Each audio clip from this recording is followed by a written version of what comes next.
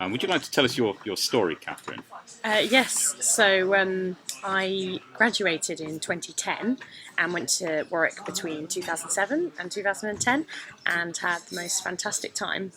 My degree was theatre and performance studies, but that was really, theatre performance studies, I loved it, but that was only one part of the university experience. The other big part of the university experience for me was all the extra sort of creative on the side work. It was all the extra work that I was doing with something called the E Squad, which then turned into my own company called Branch Media.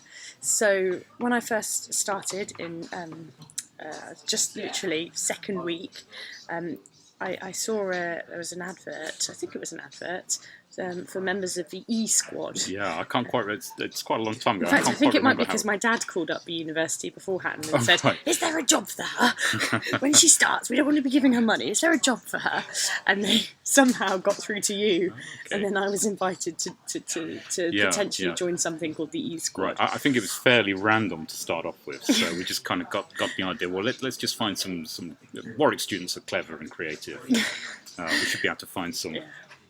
And for me, it came through this, I don't know, some roundabout way of my dad making a phone call and then it turning into me turning up and going to an introductory session all about the E Squad. So we had some training, a kind of period of training sessions, just to equip you with some sort of basic essential skills. Yes, yes. And to get you used to what was available at Warwick and what was possible. Yeah. So to start off with, it was all about sort of those basic skills of filming, editing, creating work like basic websites using Warwick Site Builder at the time, very basic sort of photography and managing information on websites, all those kind of digital media skills filling us in with these sort of core parts of what it is to be a creative industries professional before we were then launched out onto the rest of the university, which was actually just the arts department, wasn't it? Yeah, so focused just on the arts, and working in a fairly sort of passive way to start off with, just waiting for jobs to come in from people across the faculty. We had there was plenty, because nobody had provided these kinds of resources, facilities, services in the past. There was plenty stored up, so there was plenty to do to start off with. There was, and I suppose from a perspective of these departments, for instance, I know a history department or a theatre studies department, there was this resource, where from their perspective they could get, I think, was it free? They could get from. Yes, at this point it was free, so it was funded. So your time was funded from a fund that we had, Yeah, so they could get this free skills and ultimately, free videos of their lectures or free short documentaries created about a subject matter that they were teaching, or maybe some archiving of a resource or something like that. Yeah, I think at the time the technologies were fairly primitive and underdeveloped, so there wasn't as much to learn. That was possible. No, it was about really how to use a handy cam. Yeah. So you focused on film, video. So there was obviously a gap there. So the first project I had, which was part of the training, was to create a film about what it is to be a first year student at Warwick and what people have learned so far, like really, really basic kind of subject matter, but actually I really, really enjoyed it. And I loved going out and interviewing people and sort of roaming around campus with the camera and then starting to think much more like a producer director, going from a student with a camera who's interviewing their friends about what it's like to be in the first term at university, to then becoming, I'm a producer of a film here. So I think that was something that happened that I didn't expect, was for the way of working to become more like that kind of production team mode. Yes. Not just for video, but for websites and other things as well. So film production team, that kind of approach. Because creative work has to be created in a team. I'll just pause here's your coffee coming. Thank you, thanks. That's okay, we can keep recording this. It's only for the students, so thank you. It's not going to go online. Thanks. No. So we have our coffees. So the next step after that once we'd been launched onto the rest of university and we're creating these for me mainly films for departments within the within arts, was to really get our teeth into it and become a production team. So because creative work has to be created as a team, it's very difficult to do something on your own. You need to bring people together with different skills. You develop a sense of roles then, different skills, different roles. Different capabilities. So some people good at, for example, dealing directly with the academics, and which is it's a skill dealing with academics, isn't it? It's strange. And then some people turn out to be amazing editors or great sifters of information, or others turn out to be great at maybe networking on the campus and bringing in work. And then you start to realise through doing, rather than thinking about it, actually doing, this is what I'm good at. So you started to reflect upon the learning that taken place, and to think about, I'm switching different roles here and getting really good at different roles. But roles that were very different, I guess, to the ordinary student experience. So you wouldn't normally have done these things as a student who's going to lectures. But we'll come back to that later, though, because then it did become normal a few years later. Once it became more of a part of me. Right. Yes. Oh, okay. But back then, I realised that I could do camera work, and I managed just about to film this film, and it looked okay.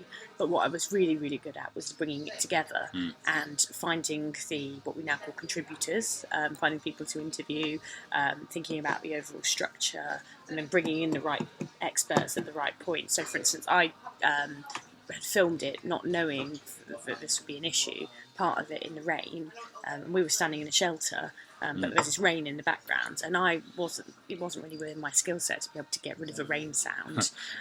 However, I can't remember, was it you that I asked? I think it might have been John Stevens sorted that out. And he sorted that out, So there we go, you've got collaboration skills to get together a better product. So one of the sort of key things you were able to do there was to go out and define the problem, and then find the right person to fix it for you. Yes, and also in my reflection mode, see that maybe the camera work I could do, but it wasn't my forte. It wasn't what I should focus on.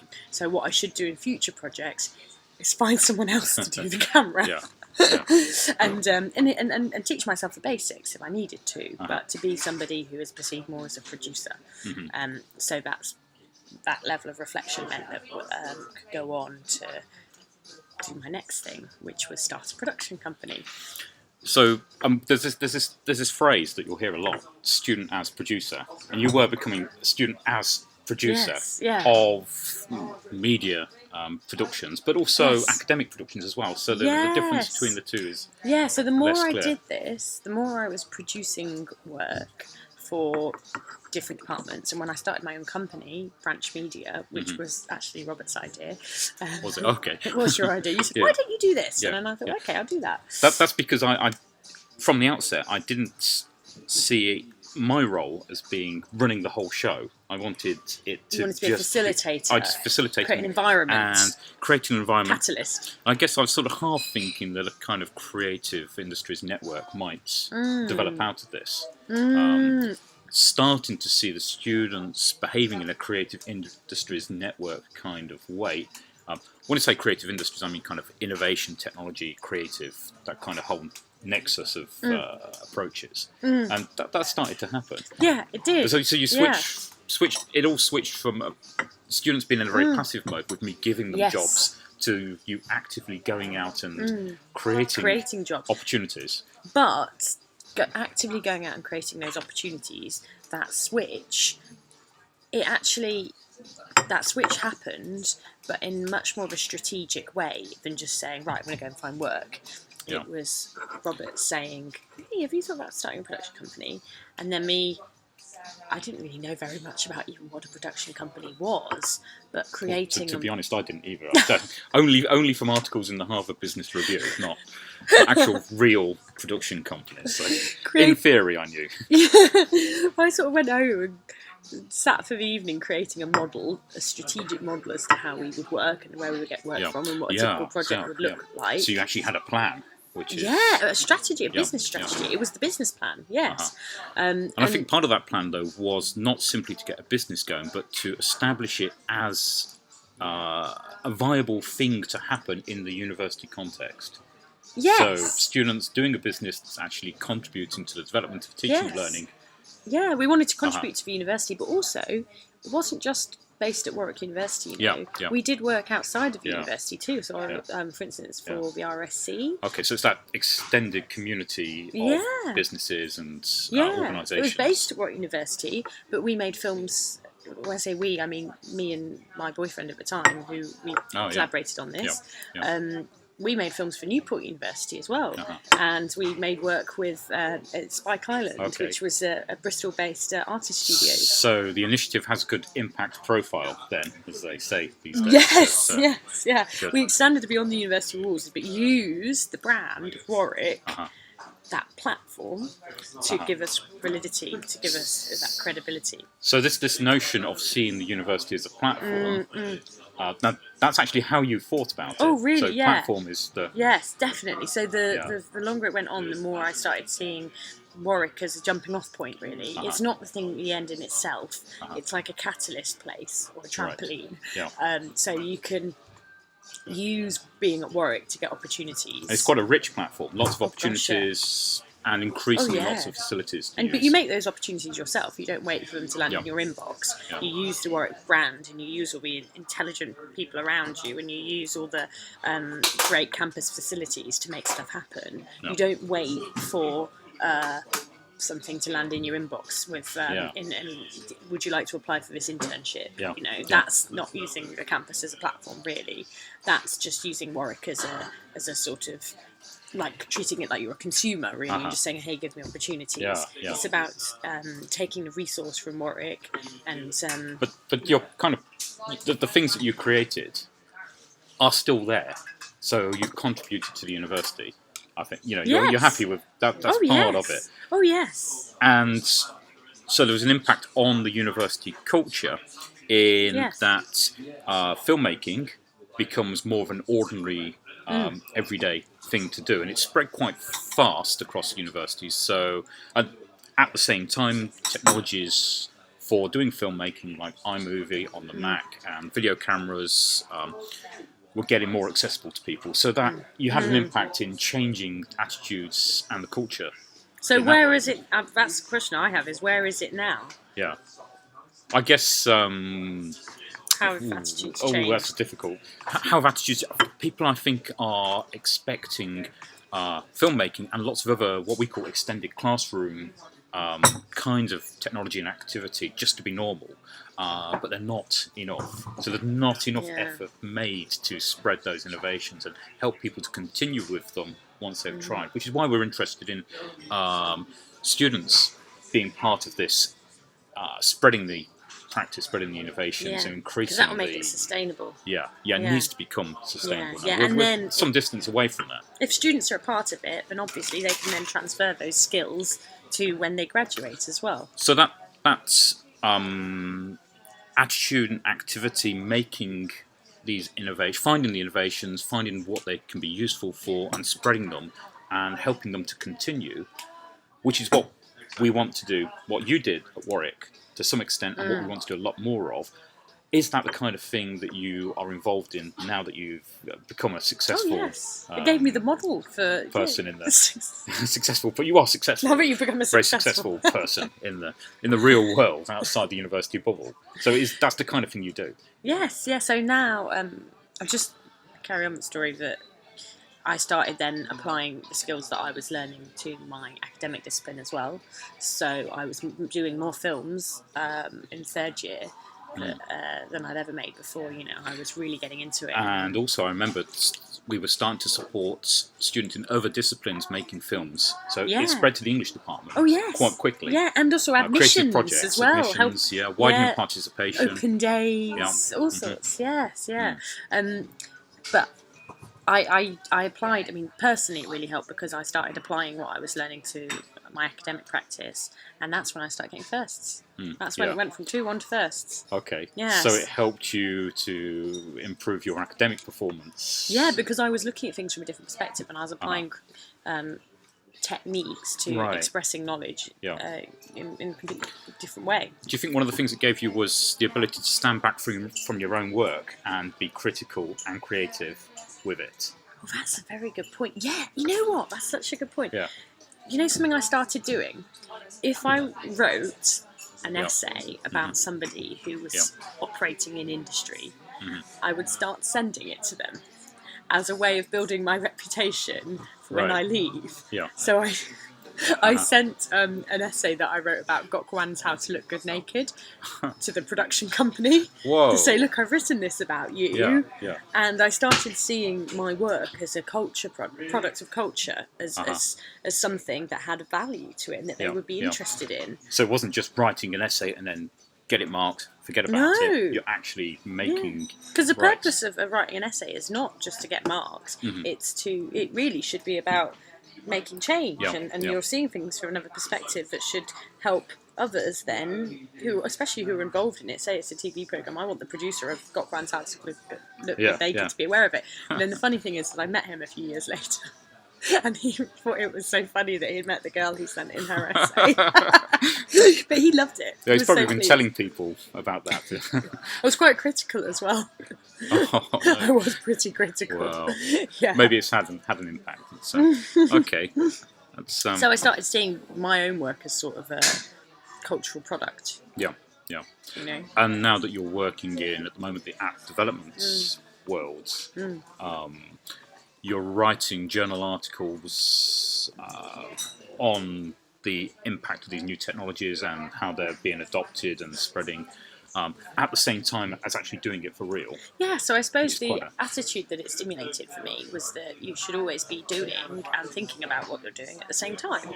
And so I was Yeah, yeah. at Warwick, I was making work and thinking about the work, and the two theory and practice sat side by side. And I've taken that with me, which felt very natural for me at the time. But then you realise when you go into the real world, that's not as normal. Most people Well, yeah, don't yeah. sit and write a journal article about their practice, you know. So, but also, you often hear about people talking about the practice reflection loop. But what they don't really get is reflection can be something that benefits from the application of academic Yes. approaches. Oh, so yes, you're kind of supercharging your reflective activity by Yes. using academic Yeah, approaches. yeah. Yeah. So, for instance, by applying the lens to what, so I make apps now, and learning about in my reflection about ubiquitous computing and Mark Weiser. Okay. The history of exactly. the apps and the iPad and Learning about CD-ROMs Yeah. and learning about the kind of pedagogy behind that as well. Like, what is it that makes these products more effective? Potentially for some subject areas than a printed book, like learning all about that from a very academic perspective now means that I come to my practice with of making apps with more of a sort of in-depth thought, and hopefully the concepts I make will resonate more with audiences and create better change as well in society. And it sounds like a very obvious thing to say, I just want to change the world. If you want to change the world, then think about what you're doing more, I'd say. So you're taking values and actually putting them into the apps and trying to make these things last and have an impact. Which is difficult, actually. Well, it's a difficult thing to do in the app world because apps are seen as these sort of throwaway, casual games and utilities. And but the apps we produce at TouchPress are in-depth, deep explorations of subject matters. They're really substantial. They're the feature films. And children, for example, can keep coming back to them, which is something I see with my own children using, especially the elements in action. So their knowledge of chemistry has been built up over time through using that.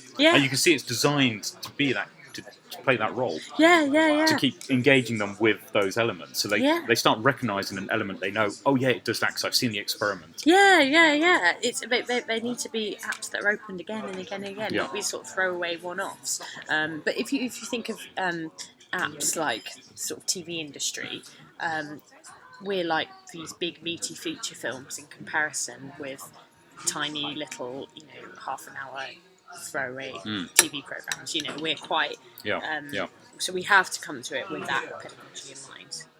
As with creating excellent, substantial, impactful teaching and learning in a university, which is what teaching and learning in the university should be. It should have, you know, real, long-lasting memory for you. So when you come away as a student, you know, it's really made a difference. It's the same thing. Yeah, there's something It's the same. interactive, and my hypothesis is it's more likely to stick. Yeah. Because it's been a two-way process as opposed to you just reading something Right. or watching something.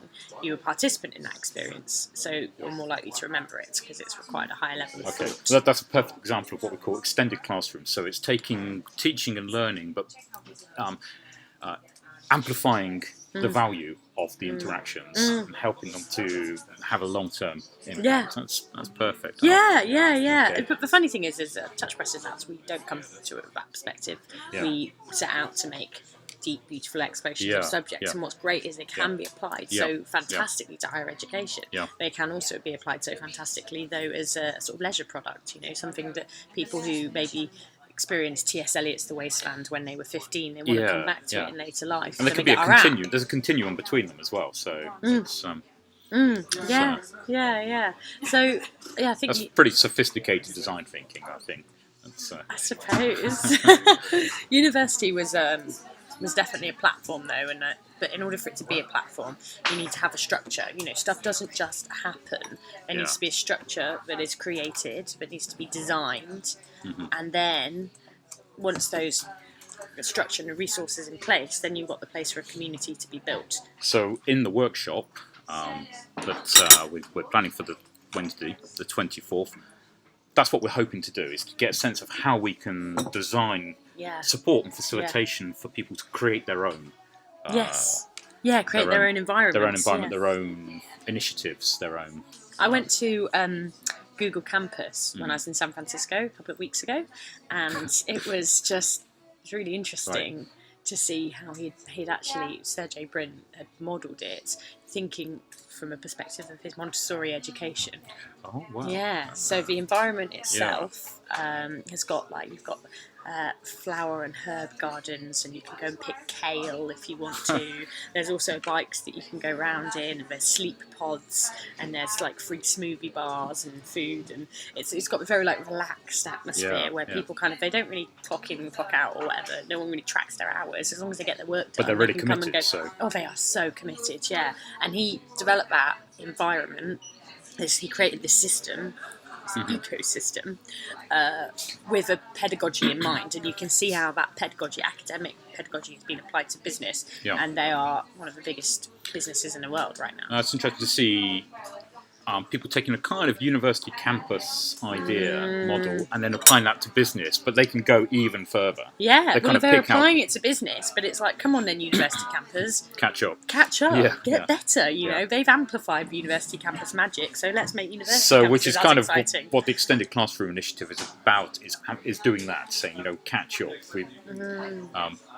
We've got to get out of the simple lecture seminar essay kind of mode and start seeing ourselves as creators, you know. I think for me, what your work is really about is it's about moving from being consumers of digital to being the creators of the digital space, because we're all as technology, sort of internet technology, seeps further and further into life, and it stops just becoming the domain of IT, then it becomes something that we all need to own, and we need to create, so we have the constructors of digital space. We're not just talking about students. We're not just talking about content, though. We're talking about interaction. Everything. So creating digital interaction. That's key.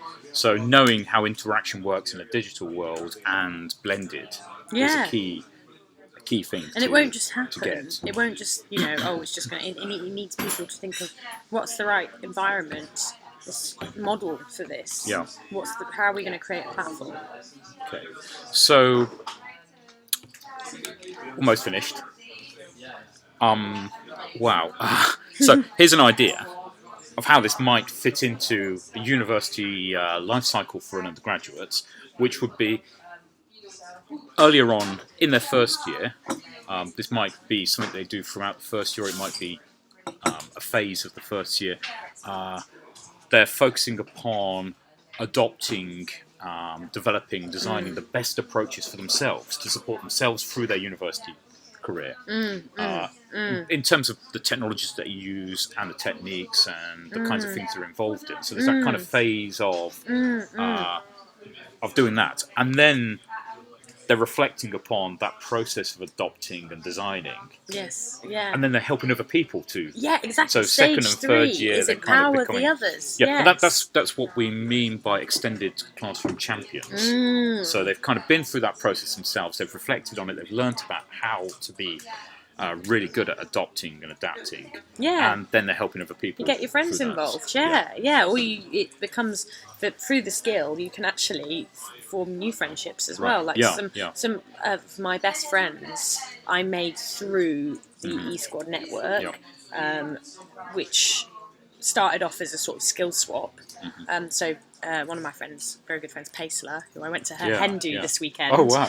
She does amazing stuff as well, doesn't she? Oh, she really does. Oh yeah. She we met because she was showing me how to film, and I was showing her how to edit. So between us, we had the skills we needed. So we needed to become sort of champions. Yeah. And we need to help each other. And you're helping. I mean, I remember Paisler helped Margaret Schuring in theatre studies to adopt new practices really well. So she would actually be a really good person to talk to. And now she's running a press agency, her own business, for tabloids. Yeah.